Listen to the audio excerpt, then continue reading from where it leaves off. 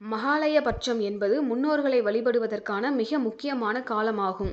இந்த 15 நாட்களும் பித்ருக்கள் நம்முடைய வீட்டிற்கு வந்து நம்முடன் இருந்து நம்முடைய வாழ்க்கை பிரச்சனைகள் அனைத்தையும் பார்ப்பதாக ஐதீகம்.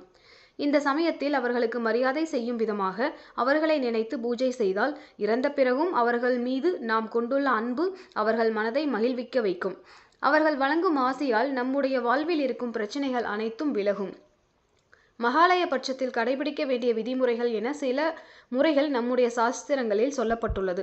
அப்படி மகாலய பட்ச காலத்தில் சில குறிப்பிட்ட பொருட்களை மறந்தும் வாங்கிவிடக்கூடாது.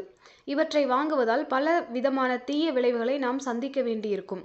பித்ருபட்சம் எனப்படும் மகாலய பட்சம் முன்னோர்களை வழிபட்டு அவர்களுக்கு நன்றி செலுத்தி அவர்கள் தெய்வ லோகமாகிய முக்தியை அடைய வழி செய்வதுடன் மனம் மகிழ்ந்து ஆசியை பெற வேண்டிய காலமாகும். மகாலய பட்சம் என்பது முன்னோர்களை வழிபடுவதற்கான மிக முக்கியமான காலமாகும். இந்த 15 நாட்களும் பித்ருக்கள் நம்முடைய வீட்டிற்கு வந்து நம்முடன் இருந்து நம்முடைய வாழ்க்கை பிரச்சனைகள் அனைத்தையும் பார்ப்பதாக ஐதீகம். இந்த சமயத்தில் அவர்களுக்கு மரியாதை செய்யும் விதமாக அவர்களை நினைத்து பூஜை செய்தால் இறந்த பிறகும் அவர்கள் மீது நாம் கொண்டுள்ள அன்பு அவர்கள் மனதை மகிழ்விக்க வைக்கும். அவர்கள் வழங்கும் ஆசையால் நம்முடைய வாழ்வில் இருக்கும் பிரச்சனைகள் அனைத்தும் விலகும். மகாலய பட்சத்தில் கடைபிடிக்க வேண்டிய விதிமுறைகள் என சில முறைகள் நம்முடைய சாஸ்திரங்களில் சொல்லப்பட்டுள்ளது. அப்படி மகாலய பட்ச காலத்தில் சில குறிப்பிட்ட பொருட்களை மறந்தும் வாங்கிவிடக்கூடாது.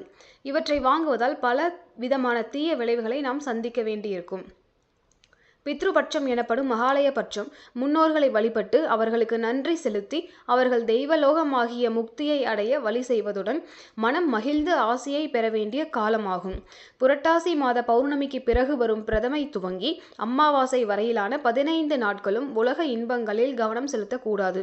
புதிய பொருட்கள் வாங்குவது, புதிய முதலீடுகள் செய்வது, புதிய தொழில்கள் துவங்குவது ஆகியவற்றை தவிர்க்க வேண்டும் என சாஸ்திரங்கள் சொல்கின்றன. அதேபோல் பித்ருபட்ச காலத்தில் கண்டிப்பாக சில முக்கிய பொருட்களை நாம் மறந்தும் வாங்கிவிடக்கூடாது.